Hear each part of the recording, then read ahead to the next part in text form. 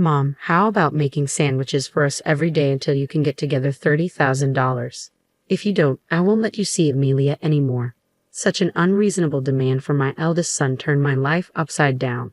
Before dawn, I was making sandwiches for his family and delivering them, then heading to the care facility, worn out from fatigue and lack of sleep. I just couldn't bring myself to cut ties with him, all because of my love for my adorable granddaughter, Amelia. But one day, a tearful Amelia revealed a shocking truth her parents had kept hidden. I can't forgive them anymore. I've reached my breaking point and decided to fight back. My name is Emma. I am 72 years old. I lost my husband last year and now live alone in our family home. My husband, who was the same age as me, developed dementia in his later years. I took care of him at home for a while, but the last year was spent under the care of a facility. Because of that, I still have a connection to that facility even after he's gone. I was mentally and physically exhausted from caregiving, and the staff at the facility were truly kind to me. Thanks to them, I believe my husband spent his last year in peace. The facility was always short-staffed and extremely busy. After my husband passed away, I talked to the staff and decided to help out in any small way I could. I've always been good at cooking and baking, so I would make sandwiches and desserts for the staff whenever I went to the facility. Then one day, out of the blue, my eldest son and his family came to visit. It took me by surprise, but I served them tea. Mom, it's been a while, sorry for barging in like this. We've had some issues and decided to move to this area, James, my eldest son, said while reaching for the treats on the table. He looked worn out for some reason. Natalie, my daughter-in-law, barely spoke since they arrived and kept fiddling with her cell phone. They decided to move all of a sudden. Did something happen? A faint unease lingered in my heart, but I greeted my granddaughter, Amelia, with a smile. Amelia, you've grown up so much. How have you been? It must have been about 5 years since I last saw my eldest son's family. Ever since my husband was diagnosed with dementia, my days were consumed with caregiving, leaving no time or energy for anything else. I couldn't even keep up with my adorable Amelia. Granny, it's been a while. I've been good. I'm in the 9th grade now, Amelia replied. Oh my, how time flies. You'll be taking exams this year. Then you better do your best. Upon hearing this, Amelia's expression turned somber. I wondered, is moving during such a critical period in her education a good idea? Just then, a cat's meow echoed from the kitchen. Amelia whispered with joy, "A cat," and hurried towards the sound. Mom, since when did you get a cat? James asked, staring intently towards the kitchen. Natalie didn't lift her face from her smartphone. In Amelia's absence, I probed my son and his wife about the reasons behind their move. Their response was vague, but in essence, they moved hastily due to financial trouble stemming from a failed business venture. I then inquired about James's job. Well, things have been rough. My health's been on the decline, and the doctor advised some rest. More importantly, Mom, I have a favor to ask. James was hoping for a loan.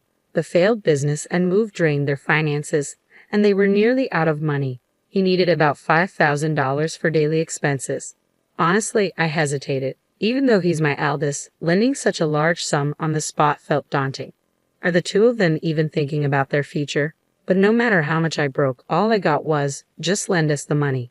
Despite my reservations, I took out $5,000 from my savings and handed it to James with a smirk. James quickly pocketed the money. Well, do your best for Amelia's sake. If there's anything I can do to help, just let me know. Yeah, thanks. We're heading out now, but we'll be around often. Please keep some food ready for us. With that, James called Amelia, who was petting the cat in the kitchen, and the three of them left. As I cleared the dishes, a sense of unease about what the future held settled in. Hey, Mom, it's me. I'll be coming over tonight. Have dinner and a bath ready, okay? Oh, and I've run out of the money you gave me, so I'll need a bit more later. Without waiting for my response, James hangs up the phone. I sigh heavily and set my mobile phone on the table. It's been 2 weeks since my eldest son's family imposed themselves on me. Since then, James has been coming over almost daily for meals and money. On weekends, his adorable daughter, Amelia, joins. At first, I prepared special meals and lent him a few $1,000s each time, but I've reached my limit. James claimed he couldn't work due to medical reasons, but he looked perfectly healthy to me. I couldn't understand why he was blowing through the large sums I lent him every week. That evening, fed up, I sternly confronted James and his wife when they arrived. I told them I didn't want them visiting so frequently and to stop asking for food and money. What? You said you'd help, didn't you? Was that a lie? Predictably, James became aggressive in his words and demeanor. His wife, Natalie, silently played with her phone while eating the meal I prepared. There are limits, you know. Making me prepare meals every day, asking for money every week, enough is enough. I'll go bankrupt at this rate. Fine, I'll give up on the money for now, but instead, bring me sandwiches every day. Enough for 3 meals. What? I can't do that. I've told you, I volunteer at a facility every weekday morning, then drop them off before you go. Wake up at 3 a.m. if you have to. Before I could respond, James added, if you don't do anything for us, you won't see Amelia anymore. We'll cut ties with you. Knowing how much I adore my only granddaughter, Amelia, James smirked. Honestly, I'd love to cut ties with this couple, but I worry about sweet Amelia. Let me think. I can't come up with money that easily. Then at least gather around $30,000 for now, and remember the sandwiches daily. Let's go, Natalie. From that day on, my life dramatically changed. I would wake up before dawn to prepare sandwiches for James' family, deliver them, and then head to the facility, exhausted and sleep-deprived. My love for Amelia stopped me from cutting ties with my son. This exhausting routine continued for about a month. Then unexpectedly, Amelia visited alone one weekend. I greeted her with a smile, but she looked somber. To be honest, Dad told me not to visit you anymore, Amelia confessed as she gently stroked our family cat in the kitchen. They make you prepare sandwiches every day while they just laze around at home. I'm so sorry. You don't need to apologize, Amelia. Well, I am a bit worried about those two, but how's the new school? Are you keeping up with your studies? I tried to shift the topic with a cheerful tone, but Amelia remained silent, tears streaming down her face. Caught off guard, I comforted her by rubbing her back. Eventually, she broke down, crying even louder. Not understanding the reason, I patiently waited for Amelia to calm down. When she finally stopped crying, she revealed a shocking truth. Amelia hadn't been attending middle school since they moved here. Not just that, she claimed James forced her to lie about her age and work several part-time jobs. All the money she earned went straight into James's pocket. Furthermore, James took away her cell phone when they moved. One night, he suddenly said, "We're moving," and she was forced onto a truck without even saying goodbye to her friends or teachers. James had firstly made her promise not to tell me, her grandmother, about all this. I was dumbfounded by the shocking revelations pouring from Amelia's tear-filled eyes. It seemed as if they had moved secretly in the dead of night. What could have possibly happened to my eldest son and his wife? That's how it was, Amelia. You've been struggling all this time. I'm sorry I didn't notice earlier, but thank you for telling me. No, I should apologize. I didn't want to upset you. You know, I'd overheard Dad and Mom talking about you yesterday. They were planning to secretly take some sort of property deed from your place and then pretend you have dementia to place you in a facility. I just couldn't hold it in anymore. Unable to hold back, Amelia began to cry again. I hugged her tightly. No matter what, I couldn't forgive my eldest son anymore. Until now, I endured everything for dear Amelia's sake, but I have reached my breaking point. James is clearly an adult and a parent himself. He must face the consequences of his actions. I made up my mind silently. Amelia, you don't need to worry. Leave everything to me. Oh, by the way, where are you planning to take your school entrance exams? I smiled at Amelia, trying to encourage her. Her eyes, red from crying, looked a little comforted.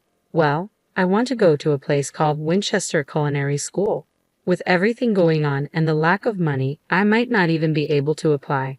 Oh, the Winchester Culinary School. I know it. It's a vocational school for cooking and baking, right? The person who founded it was in the same class as your grandfather and me. It's a good school, really.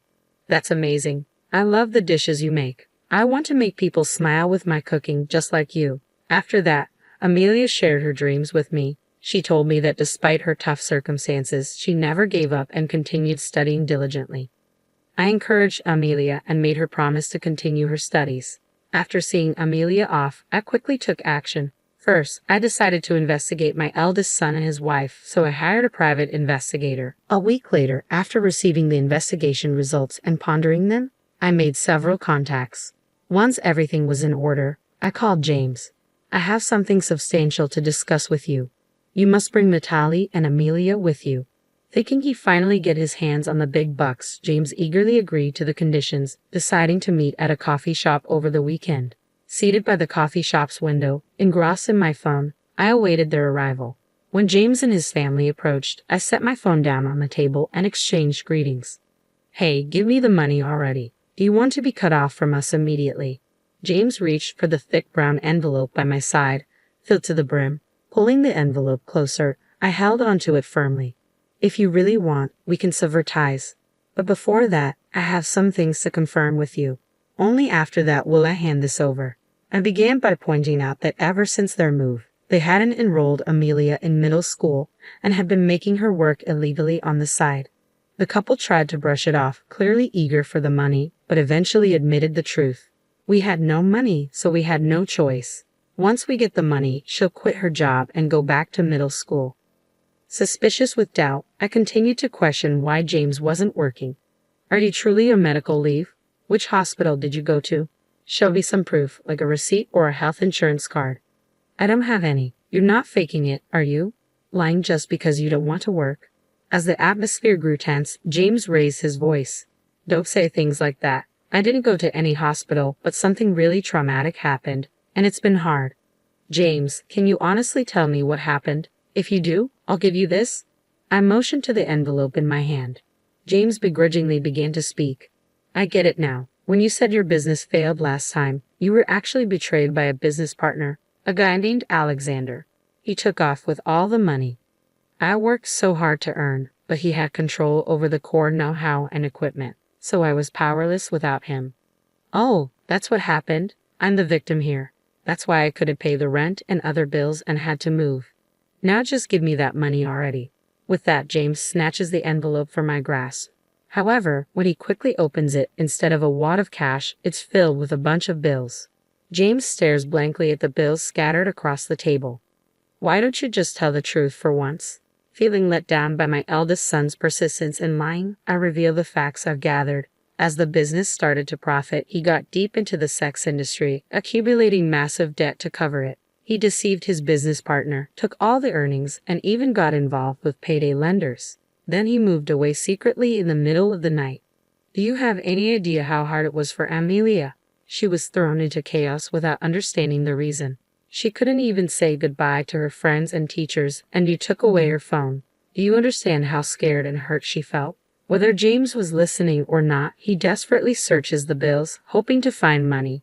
Watching his pitiable state, I was utterly exasperated. James, hiding from payday lenders and business owners, had neither been working nor notifying the proper authorities of his whereabouts or processing school transfers for Amelia. His wife, Natalie, wasn't working either, so they had no income. It's clear they were counting on me from the beginning. No, I was planning to work once things settled down. What exactly did you do? All you've done is demand money and meals from me and force Amelia to work, right? Natalie is always on her phone, not working at all. Also, I know you've been sneaking into my house while I'm gone. That's breaking and entering, a serious crime, you know.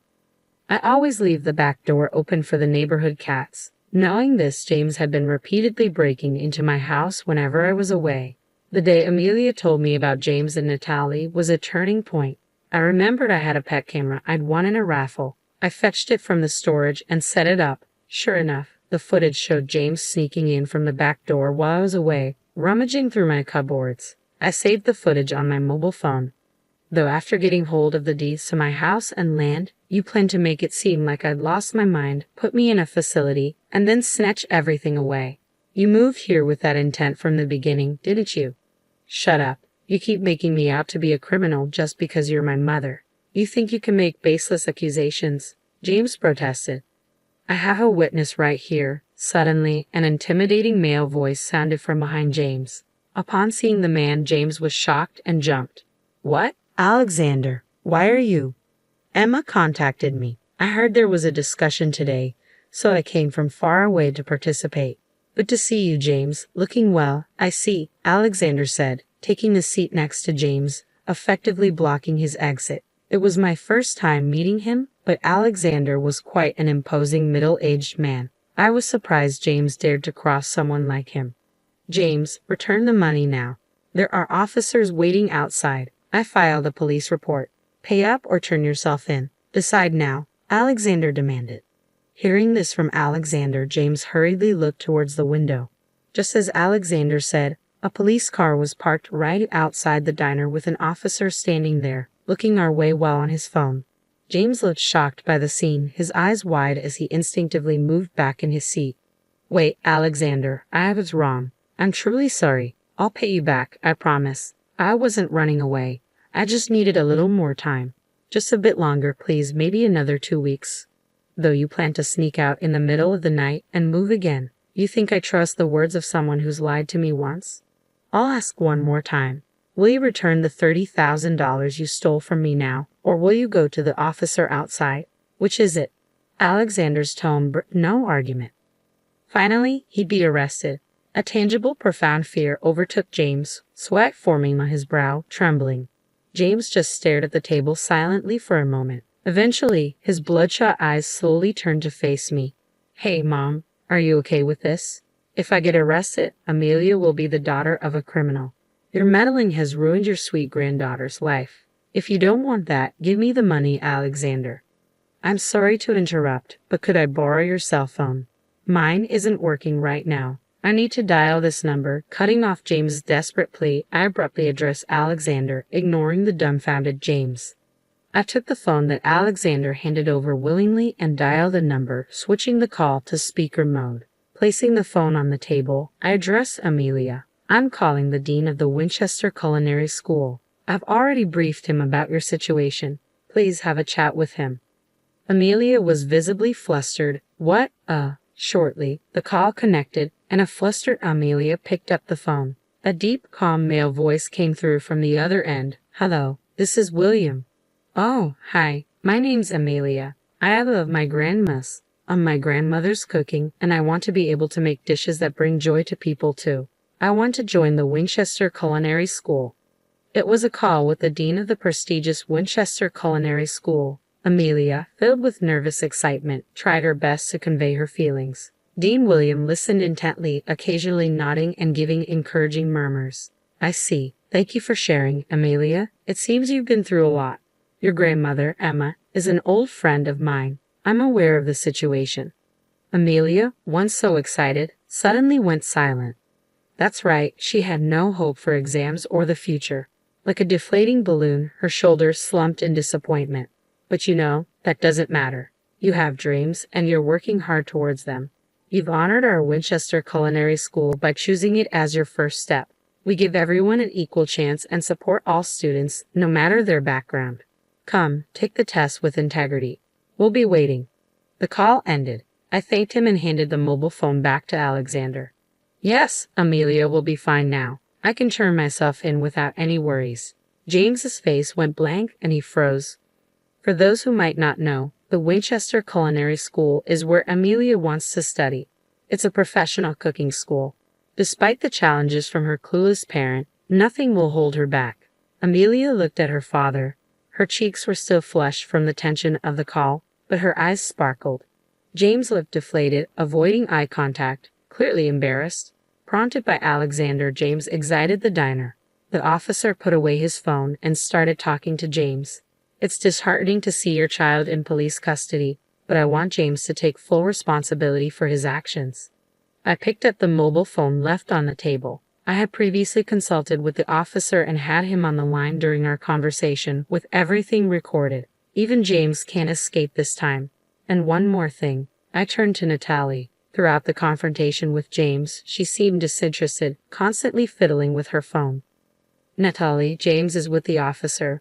What will you do? She only briefly met my gaze. Ha, I don't care about that man. I'm divorcing him soon anyway.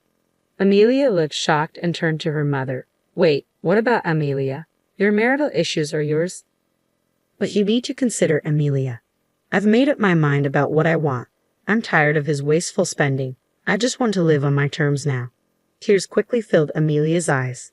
With a father like James and now her mother, how much more hurt would they inflict on their daughter? I felt more disheartened than angry, sighed deeply.